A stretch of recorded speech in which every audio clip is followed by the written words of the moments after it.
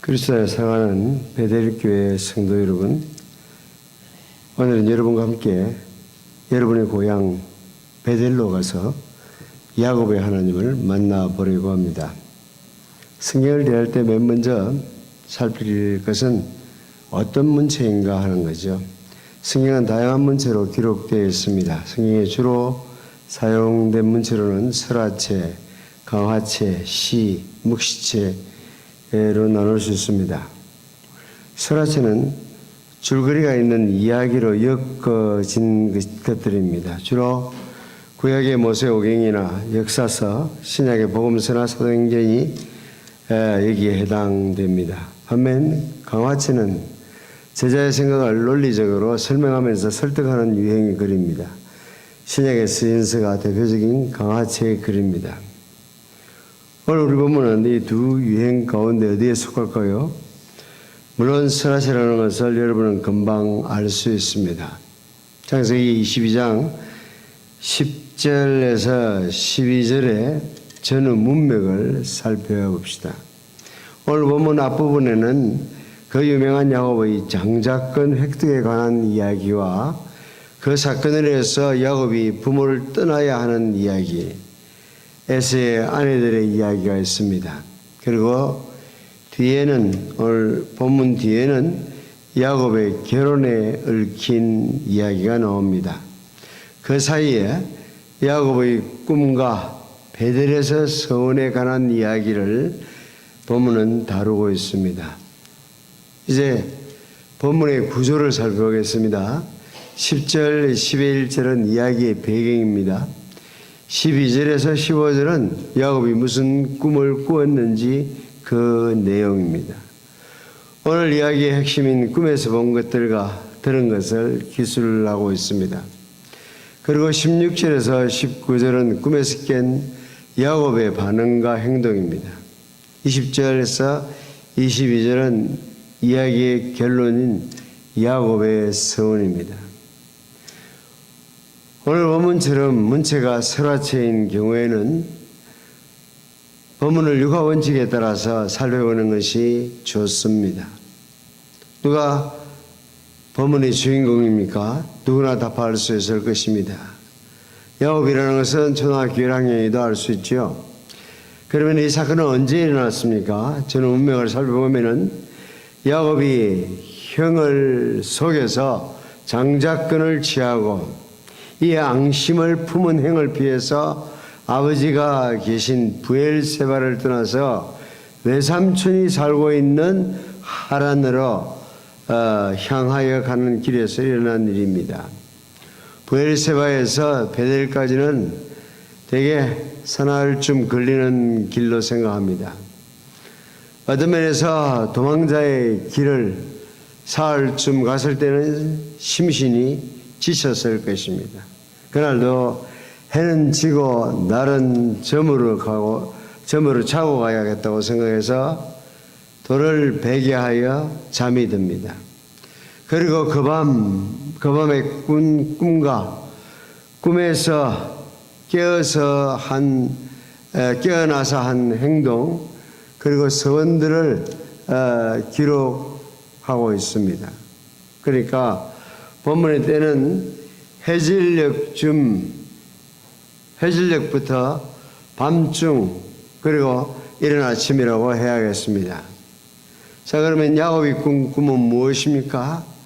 꿈의 본즉 혹은 번적이라고 하는 말이 3번 반복되어 있습니다.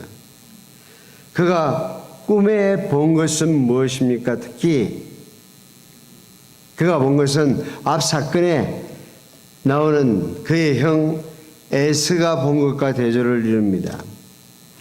6절, 8절에 본적 또 본적이라는 말로써 에스가 본 것을 기록하고 있습니다. 에스는 밝은 태양 아래 자신의 눈이 관찰할 수 있는 것을 보았습니다. 그러나 여기 야곱은 다릅니다. 캄캄한 밤 하나님이 보여주신 것을 봅니다. 사람은 무엇을 보느냐에 따라서 그 삶이 바뀝니다. 여러분 어떻습니까? 여러분은 육안으로 사물을 보고 있습니까? 아니면 영적인 안목을 가지고 사물을 보십니까?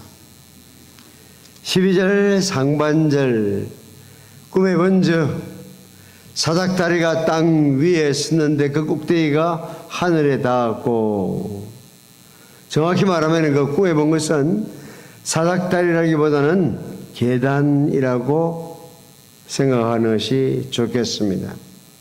꼭대기가 하늘에 닿은 계단을 보았습니다. 그러면 그가 꿈에 본 두 번째 것은 뭡니까?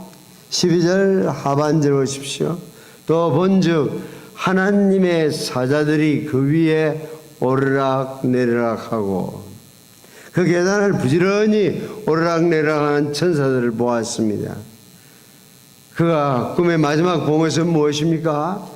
또 본즉 여호와께서 그 위에 서서 가라사대 나는 여호와니 너희 조부 아브라함의 하나님이여 이삭의 하나님이라.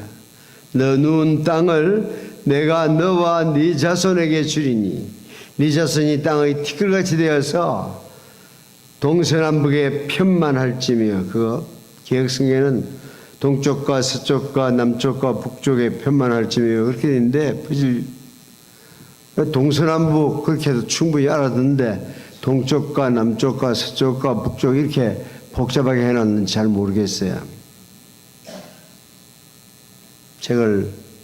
새 책을 팔아먹으려고 그런 게 아닌가 하는 생각이 듭니다.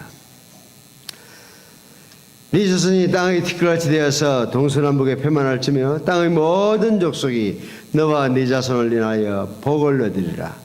내가 너와 함께해서 네가 어디로 가든지 너를 지키며 너를 이끌어 이 땅으로 돌아오게 할지라. 내가 네게 허락한 것을 다 이루기까지 너를 떠나지 아니하리라 하신지라. 야곱이 꿈의 마지막으로 본 것은 하늘에 닿은 계단에 서서 말씀하시는 여호와 하나님입니다. 자, 그러면은 여기 땅에서 하늘에 닿은 계단은 무엇을 의미할까요? 그 위에 오르락내리락하는 하나님의 사자들은 무엇을 상징합니까? 그 위에 계신 여호와는 무슨 뜻을 나타낼까요? 우리는 꿈을 꿀 때에 그 뜻을 알고 싶어 합니다. 꿈보다 해석이라고 꿈의 내용보다 그 해석에 더 관심을 갖습니다. 하늘까지 닿은 층계를 통해서 우리는 우선 땅과 하늘이 분리되어 있지 않다는 것을 알 수 있습니다. 땅에 있는 인생을 하늘의 하나님께서 관심을 가지시고 돌보심을 알 수 있습니다. 땅에 있는 자녀들을 돌보시고 그들의 필요를 채우기 위해서 부지런히 오르락내리락하는 하나님의 사자들은 바로 그 계단의 역할을 보여주고 있습니다. 하나님의 사자들은 인간의 필요를 하나님께 아뢰는 임무를 맡고 동시에 하나님의 도움을 전달하는 임무를 수행하고 있습니다. 땅에서 하늘에 이르는 계단은 바로 예수님을 상징합니다. 요한복음 1장 51절에 자신을 가리켜서 그 끝이 하늘에 닿은 계단이라고 말씀하셨습니다. 진실로 진실로 너희에게 이르노니 하늘이 열리고 하나님의 사자들이 인자 위에 오르락 내리락 하는 것을 보리라 하시니라. 하나님의 사자들이 인자 위에 오르락 내리락 하는 것을 보리라 하시니라. 예수님은 우리 인생이 하늘의 하나님께 나아갈 수 있는 유일한 계단입니다. 동시에 하늘의 축복이 우리에게 임할 수 있는 유일한 통로입니다. 예수님을 통하지 않고는 누구든지 하나님을 만날 수 없습니다.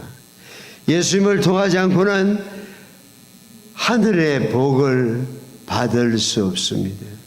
그러므로 성도들은 눈뜨면은 그 예수님에 대해서, 하나님에 대해서 알고자 하는 소원이 있어야 합니다. 때로는 우리의 삶을 힘들게 하는 여러 가지 일들이 있겠지만은 그거 우선 밀쳐두고 우리에게 복 주시려고 가까이 오신 하나님을 알아보는 시간을 먼저 가져야 합니다. 어떻게 해요? 그분과 더불어서 시간을 보내야 하는 겁니다. 그분의 음성을 들어야 하고 그분께 여러분의 상황을 알아야만 하는 것입니다. 예수님 통하지 않고는 아무도 하나님을 만날 수가 없습니다. 예수님 통하지 않으면 하늘의 복 받아 누릴 수가 없습니다. 사랑하는 구도자 여러분, 야곱이 자신의 꿈을 통해서 배웠던 것처럼 하늘에 있는 계단은 결코 멀리 있지 않습니다. 돌 하나를 반반은 돌 하나를 베게 하고 잠든 바로 거기에 하나님은 찾아오셨습니다. 하나님은 도망자여 방랑자인 야곱의 외롭고 지친 삶에 찾아오신 분이십니다. 그 사닥다리 위에 오르락내리락 하는 천사들은 바로 여러분을 위하여 일하는 사역자들입니다. 하나님과의 교제는 원하시는 모든 분에게 열려 있습니다. 예수님 안에서 하나님과 인생의 완벽한 만남이 오늘도 이루어집니다. 예수님을 통해서 하나님과 새롭게 교제하는 자리로 나아가십시오. 그분과 만나는 시간을 정하십시오. 그분과 만나는 장소를 정하십시오. 그것이 우리로 하여금 하나님께 더 가까이 나아가게 하는, 하나님을 더 친밀하게 알게 하는 좋은 방편이 될 것입니다. 자, 그러면은 여호와께서 그 사닥다리 위에 서서 뭐라고 말씀하셨습니까? 먼저 자신에 대해서 알리셨습니다. 자신을 언약의 하나님으로, 조상의 하나님으로 알리셨습니다. 야곱은 부모로부터, 아버지 할아버지로부터 여호와 하나님의 이름을 들어봤을 것입니다. 그러나 이렇게 직접 여호와를 만난 것은 그의 생애의 첫 경험입니다. 나는 여호와니 너의 조부 아브라함의 하나님이여 이삭의 하나님이라. 이제 그 여호와 하나님을 야곱 자신의 하나님으로 만나는 순간입니다.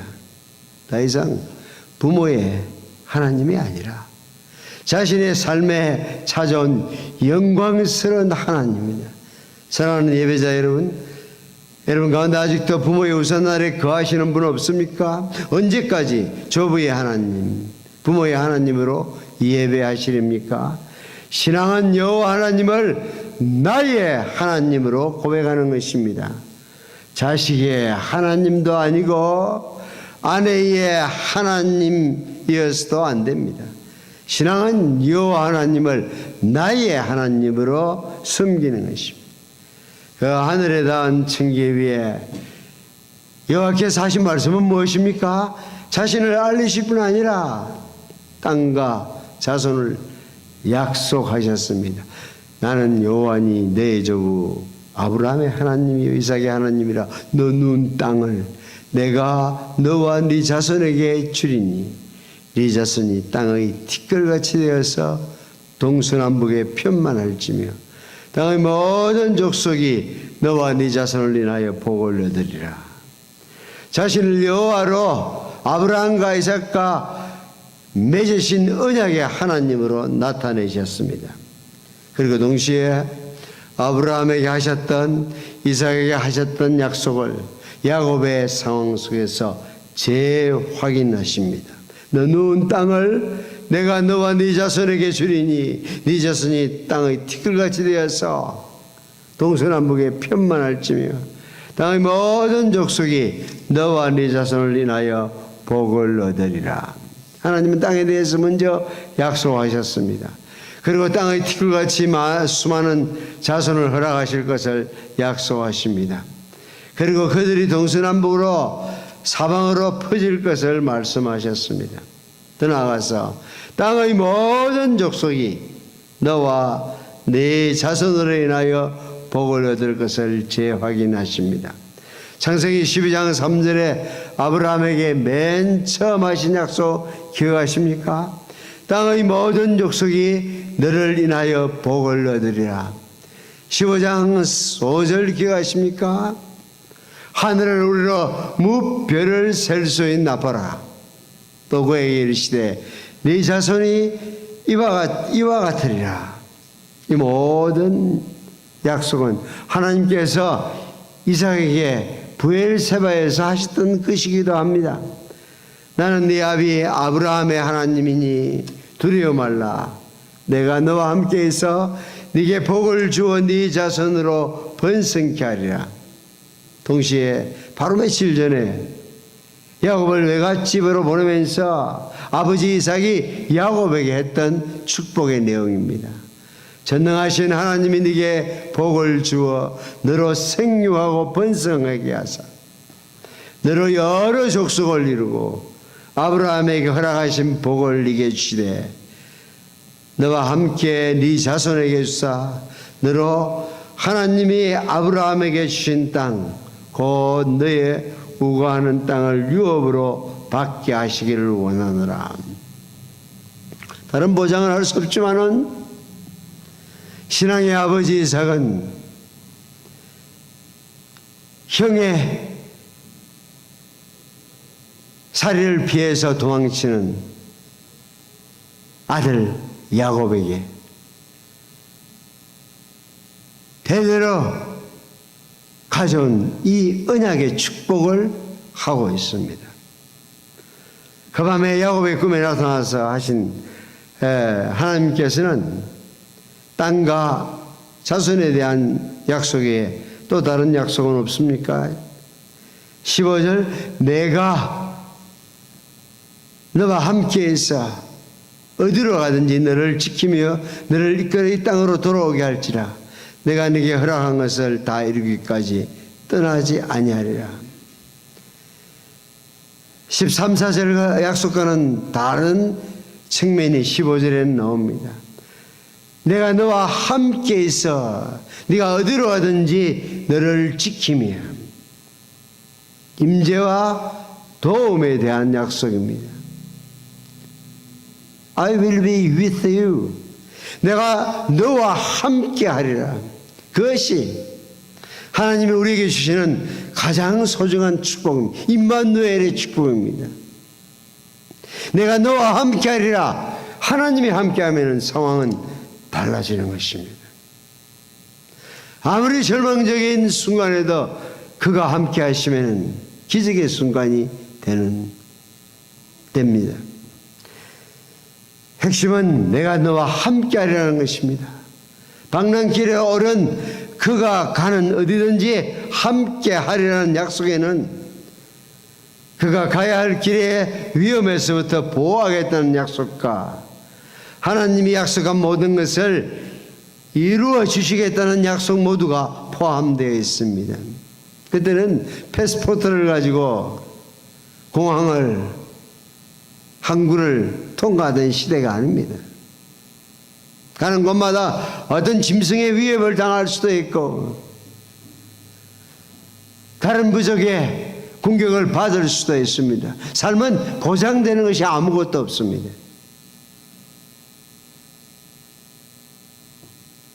내가 너와 함께해서 네가 어디로 가든지 너를 지키며 너를 이끌어 이 땅으로 돌아오게 할지라. 내가 네게 허락한 것을 다 이루기까지 너를 떠나지 아니하리라. 이것은 그날 야곱만 아니라 오늘날 에드먼턴을 살아가는 모든 성도들이 함께 누리는 축복입니다. 여호와는 나의 목자시니 내가 부족함이 없으리라고 고백하는 성도의 잔은 언제나 넘칩니다. 그러므로 성도들은 다윗과 함께 고백합니다. 나의 평생의 선하심과 인자하심이 반드시 나를 따르니 내가 여호와의 집에 영원히 거하리로다. 나의 평생에 하나님의 선하심과 하나님의 인자하심이 반드시 나를 따르리니 부딪힐래야 부딪힐 수 없는 하나님의 선하심과 인자하심이 성도 여러분의 한 사람 한 사람의 생애에 보장되어 있다는 것을 믿으시기를 바랍니다. 자, 그러면은 본문의 마지막 부분 야곱의 반응을 살펴보십시오. 꿈에 나타나신 여호와 하나님을 만난 야곱은 어떻게 반응하고 있습니까? 이 부분에는 세 번에 걸친 야곱의 고백이 나오고 있습니다. 꿈에서 깨어나서 바로 했던 고백이 두 차례, 그리고 아침에 일찍 잠이 깨어서 한 행동과 서원으로 나눌 수 있습니다. 16절에 꿈에서 너무 놀라서 일어났습니다. 여호와께서 과연 여기 계시기를 내가 깨닫지 못하였도다. 신앙이란, 신앙의 첫걸음이란 자신의 부족함, 무가치함을 깨닫고 고백하는 데서 시작합니다. 여호와께서 과연 여기 계시기를 내가 알지 못하였도다. 자신의 부족함과 무가치함을 깨닫고 고백해 보신 적이 있습니까? 자신의 죄인됨을 인식해야 신앙의 첫걸음을 내딛는 것입니다. 하나님 앞에는 잘난 사람들이 있을 자리가 없습니다. 오직 예수 그리스도의 보혜를 간절히 필요로 하는 사람들 하나님은 만나 주십니다. 저는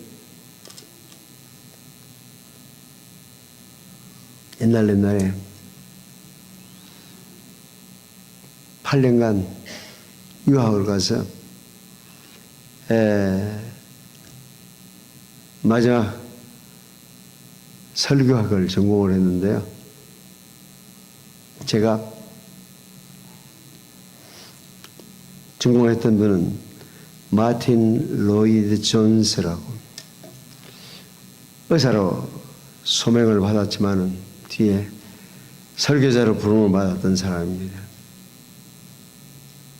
근데 각 결혼해서 고향 탈봇이라고 하는 곳에 가서 항구 도시에 가서 복음을 남편이 전하는데 사람들이 계속 몰려옵니다. 근데 길거리에서 아주 포기한 사람들이 교회 안으로 몰려와요.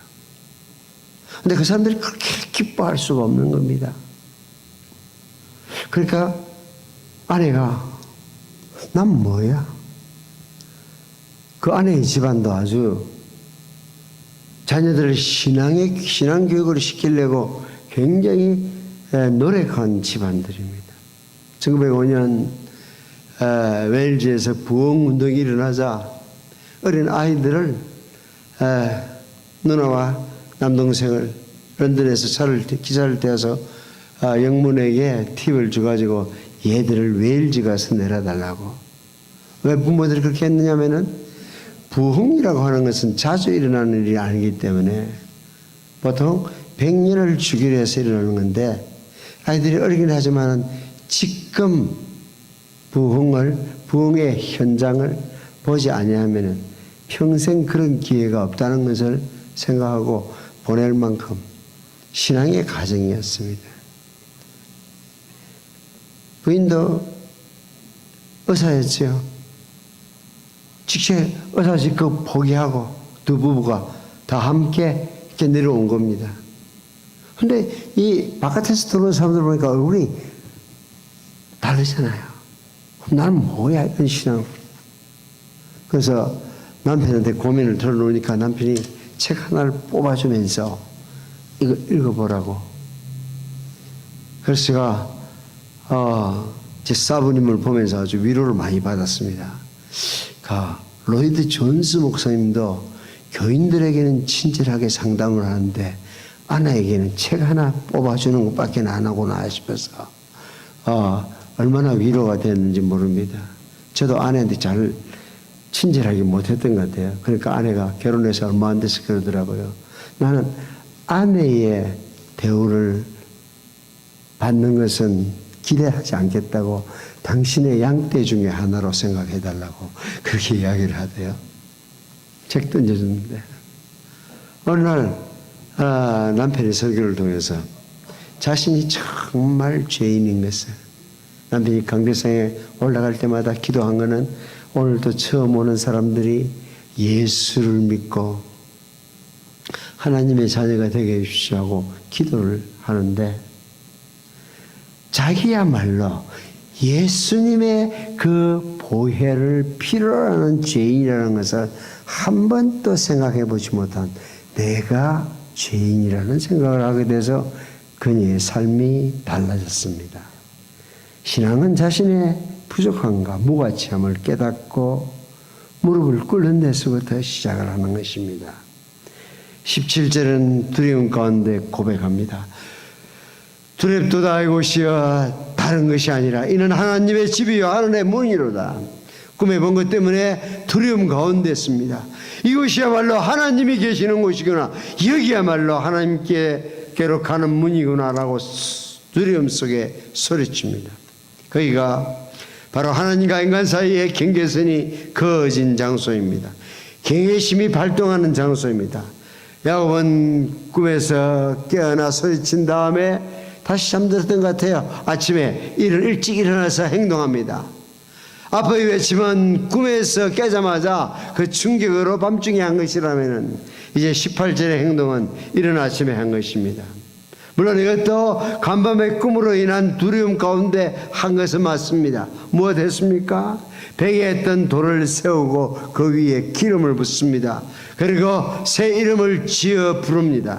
하나님의 집 벳엘이라고 불렀습니다. 돌을 세운 야곱의 행동은 그이가 거룩한 장소임을 나타내는 증거이기도, 하나님께서 나타나신 것을 회상하는 기념비 의미일 수도 있습니다. 돌 위에 기름을 붓는 행위는 그것을 거룩하게 구별하는 행위 같기도 하고, 아니면은 제물로서 기름을 붓는 것이 아닌가 하는 생각이 들기도 합니다. 하여간 야곱 당시에는 분명한 일들이 시간의 흐름에 따라서 그 의미가 오늘날은 희미했습니다.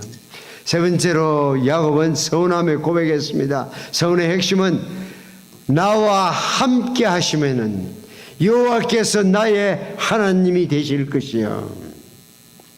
15절에 하나님의 말씀에 대해서 믿음으로 응답하는 것을 20절, 21, 2절은 보여줍니다. 꿈에 나타나서 놀라운 약속으로 내가 너와 함께 하려는 하나님의 약속에 대해서 나의 하나님이 되시면은 야곱의 자기의 하나님으로 찾아와 주신 약속해 주신 감사가 여기에 배어 있습니다. 13사절에 대한 땅과의 자손에 대한, 말하자면 더 큰 약속에 대한 언급은 되지 않고 있습니다. 그것은 야곱이 그것을 이해하지 못했다는 것이 아니라 감사치 아니했다는 것은 아닙니다. 다만 그것은 먼 후일의 것으로 우선 가까운 내일의 것을 언급하고 구체적인 서원을 바라고 있습니다. 놀라운 약속들에 대해서 감사와 찬양 외에 야곱이 돌릴 것이 없습니다. 말로 다 할 수 없는 축복이기 때문입니다. 하지만 야곱은 함께 하셔서 지키시고 먹을 양식 입을 옷을 주시고 무사히 고향으로 돌아가게 하시면 여호와께서 자신의 하나님이 되실 것이라고 서원합니다. 내가 기둥으로 세운 이 돌이 하나님의 전이 될 것이요, 하나님께서 내게 주신 모든 것에서 10분의 1은 내가 반드시 하나님께 드리겠나이다라고 약속합니다. 이것이 본문의 절구리입니다. 사랑하는 성도 여러분, 그리고 하나님을 만나기 위해서 자리에 나오신 여러분, 오늘 본문이 우리에게 말하고자 하는 것은 무엇일까요? 하나님의 놀라운 자기 계시가 있습니다. 하나님께서 어떻게 야곱에게 나타나셨는지를 놀랍게 보여주고 있습니다. 야곱은 무슨 성지순례를 간 사람이 아닙니다. 그렇다고 삶을 뉘우치면서 아버지의 품으로 돌아간 방자도 아닙니다. 야고편에서 무슨 행동을 한 결과로 하나님이 그를 만나 주신 것이 아닙니다. 그가 찾지 아니했으나 하나님은 은혜로 그를 만나 주셨습니다. 사람들은, 특별히 한국 사람들은 내가 뭔가 해야 하나님이 내게 복 주신다고 그렇게 생각합니다. 그것은 기독교가 아닌 모든 종교의 교리입니다. 지승이면은 감천이라고, 목욕 재개해야 된다고 생각합니다. 그것은 기독교가 아닙니다. 기독교의 하나님은 우리가 뭔가 정결한 뭔가 마음으로 나오면은 복 주시는 분이라고 생각하지 마십시오. 세상 모든 종교는 Do your best, I will bless you. 네가 최선을 다하면 내가 복지라는 것이 세상 종교의 신조입니다. 그러나 기독교는 그런 종교가 아닙니다. 기독교는 내가 너를 위해서 모든 것을 다 했다. 내가 너를 위해서 모든 것을 이미 다 했다. 그렇게 말씀하시면서 믿기만 하면 우리에게 복 주시는 하나님으로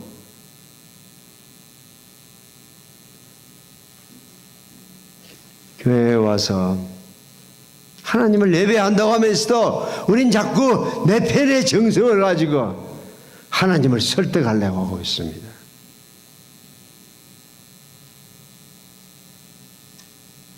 언제 어디서 야곱은 하나님을 만났습니까? 도망자로서 낯선 땅에서 잠든 밤이었습니다. 심신이 지친 상태에서 홀아떨어진 그 밤이 그의 생에 가장 영광스러운 순간이 되었습니다.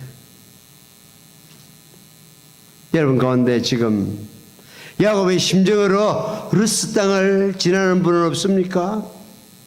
결코 포기하거나 절망하지 마십시오. 하나님은 옛 루스를 새로운 베델로 변화시키는 분입니다. 우리 편에서 아무런 준비가 없어도 하나님은 우리를 찾아오십니다. 하나님은 당신의 은혜로 우리를 놀라게 하시는 분입니다. 당신의 은혜로우신 방문이 우리의 삶을 새롭게 하십니다. 꿈에 나타난 하나님께서 하신 일의 핵심은 뭡니까? 자신을 알리는 것입니다. 언약의 하나님이신가? 언약 안에서 우리에게 복 주시는 분임을 밝히십니다. 도망자요 사기꾼인 야곱을 향해서 꼴 좋구나. 형님 뻥쳐가지고 네가 자득이지. 그렇게 말씀하지 않잖아요. 책망하지 아니하시고 자신의 영광스러운 본질을 알리십니다. 그래서 야곱으로 하여금 그 영광의 하나님을 섬기게 하십니다. 나는 여호와니라고 밝히시며 과거에서 미래에 이르는 당신의 위대한 계획을 밝히십니다. 조부 아브라함 시대부터 야곱의 먼 후손까지 포함하는 원대한 계획을 공개하십니다. 지금 야곱이 누운 땅부터 동서남북 온 땅에 일어난 하나님의 크신 계획입니다. 그리고 땅의 모든 족속에 미치는 놀라운 축복에 대해서 말씀하십니다. 그 축복이 성취되어서 오늘 여기에 여러분과 제가 하나님을 예배하게 된 것입니다. 사랑하는 성도 여러분, 이 영광스럽고 풍성한 축복이 그리스도 예수 안에서 여러분의 것이 되었습니다. 찬송하리로다. 하나님 곧 우리 주 예수 그리스도의 하나님께서 그리스도 안에서 하늘에 속한 모든 신령한 복으로 우리에게 복 주시되라고 바울은 성도들을 향해서 축복합니다. 고향을 떠나서 외롭고 힘들고 위험한 길을 걷고 있는 야곱에게 하나님은 놀라운 약속으로 찾아오셨습니다. 그 결과 야곱은 꿈에 만난 하나님께 일어나서 반응합니다. 나의 하나님이 되실 것이요 내가 반드시 하나님께 드리리이다. 신앙의 본질은 처참한 자신을 만나신 하나님께 대한 감사의 서원을 드리는 것입니다. 여러분은 놀라운 약속으로 여러분을 찾아주신 하나님께 어떻게 반응하십니까? 오늘 이야기의 주도권은 어디에 있습니까? 하나님께 있습니다. 야곱의 생애에 최초로 나타난 하나님의 사건입니다. 물론 그것을 처음 경험한 것으로 보든지 더 깊이 하나님을 알아가게 된 것으로 보든지 그건 중요하지 않습니다. 하나님을 처음 알게 되었거나 깊이 알게 되는 경우 상관없이 모두 이 사건의 주도권은 하나님께 있다는 것입니다. 오늘 여러분은 어떻습니까? 무엇이 여러분을 이 자리에 오게 만들었습니까? 하나님이십니다. 사연 다 다를 수 있습니다. 오늘 이 에드먼턴까지 베델 교회까지 어느 데는 사연이 서로 다를 수 있습니다. 아브라함에게 나타나신 하나님, 이삭에게 찾아오신 하나님, 야곱이 만난 하나님을 생각해 보십시오. 하나님은 각자에게 적절한 때와 방법으로 찾아오십니다. 여러분은 이 하나님을 개인적으로 만나신 적이 있습니까? 아니면은 만나야만 합니까? 저지른 일을 감당하지 못해서 도망치는 야곱을 만나주신 하나님은 오늘도 우리의 소망이십니다. 지금 여러분의 어떤 처지에 있습니까? 여러분의 행동과 처지에 상관없이 자신을 알리시고 놀라운 약속으로 만나주십니다. 하나님은 이미 여러분을 예배하는 자리로 초대하셨습니다. 야곱의 하나님을 여러분의 하나님으로 만나보십시오. 그때 여러분도 야곱처럼 서원하면서 하나님을 섬기게 될 것입니다. 기도하겠습니다. 그러하신 아버지 하나님, 도망자 야곱을 돌베개를 베고 잠든 그 밤에 만나주신 하나님을 오늘도 베델의 하나님을 함께 생각해 봅니다. 하나님 앞에 드러내놓을 만한, 내세울 만한 아무 것이 없다 하더라도 하나님은 우리의 하나님이신 것을 고백합니다. 복 주시기를 원하시고 주도적으로 그 역사를 펼쳐가시는 하나님이시기에 오늘 우리가 이 영광스러운 예배의 자리에 나왔습니다. 아버지요, 앞으로 우리의 삶이 이 하나님의 주도적인 개입 가운데서 우리의 삶이 펼쳐지게 하여 주옵소서. 먼 과거에서부터 영원한 미래까지 이르는 하나님의 계획 속에 있는 자신을 보게 하여 주셔서 신앙생활하는 것이 항상 기쁨이 되게 해주시고 기도의 교제가 끝나지 않게 하시고 감사가 이어질 수 있는 기쁨, 기도, 감사의 삶을 사는 베델교회 모든 성도들 되게 하여 주옵소서. 예수님 이름으로 기도드립니다. 아멘.